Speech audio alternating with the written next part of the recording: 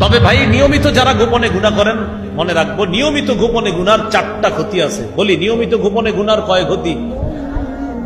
1 নম্বর ক্ষতি, যারা নিয়মিত গোপনে গুনাহ করে তাদের কাছে ভালো কাজ খারাপ মনে হয়, খারাপ কাজ ভালো মনে হয়।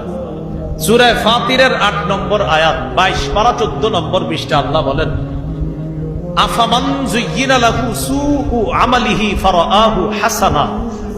কিছু মানুষ আছে এমন যাদের কাছে তার খারাপ কাজটা সুসজ্জিত করে দেওয়া হয়েছে আর সে এটাকে ভালো মনে করে। যারা নিয়মিত গোপনে পাপ করে, ও যখন পাপটা করে ওর কাছে এটা কোনো গুনাহ না, ওটাকে গুনাহ মনে করে না। গোপনে যারা পাপ করে একদিন ধরা খাইলে বলবেন এটা কি করলেন, সে বলবে কি করলাম মানে ভাই এটা তো পাপ। তোরে কে বলছে এটা পাপ?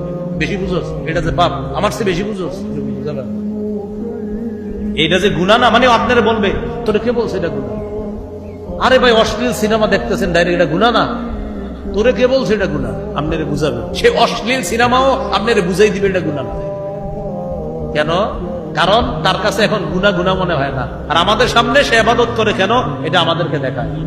এ হলো গোপন পাপের প্রথম ক্ষতি। দ্বিতীয় ক্ষতি, গোপনে বান্দা পাপ করতে করতে আল্লাহর রহমতের দৃষ্টি থেকে দূরে সরে যায়। আল্লাহ পাক রব্বুল আলামিনের রহমতের দৃষ্টি থেকে দূরে সরে যাওয়া মানে ওর তওবার নসিব হবে না। কারণ ও নিয়মিত গুনাহ করবে আর মনে করবে আচ্ছা কালকে তওবা করে নিব, কালকে করে নিব, করতে করতে মৃত্যু এসে যায়। ইবনে হাজাম রাহমাতুল্লাহি আলাইহি বলেন, আল হাজার মিনাজ যুনুব খুসুসান যুনুবিল খালওয়াত। এই মানুষ পাপ থেকে বাঁচো, পাপ থেকে বাঁচো, বিশেষ করে গোপন পাপ থেকে বাঁচো। বান্দা নিয়মিত গোপনে পাপ করতে করতে আল্লাহ রহমতের দৃষ্টি থেকে দূরে সরে যায়। গোপন পাপের 3 নাম্বার ক্ষতি, আল্লাহ হেফাজত করেন, বান্দা গোপনে পাপ করতে করতে আল্লাহর সাথে যুদ্ধে লিপ্ত হয়ে যায়।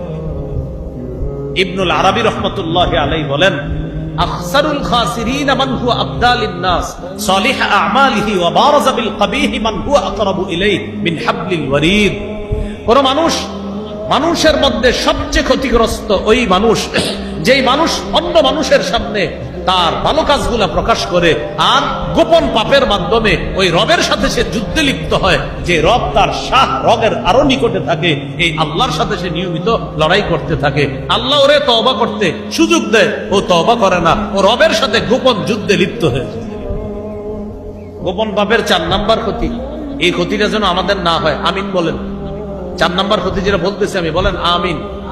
আল্লাহ চতুর্থ যে ক্ষতিটা এখন বলবো এটা যেন আমাদের কারো জীবনে না হয়, বলেন আমিন। গোপন পাপের 4 নাম্বার ক্ষতি, আল্লাহ না করেন বেঈমান হয়ে মৃত্যু হতে পারে।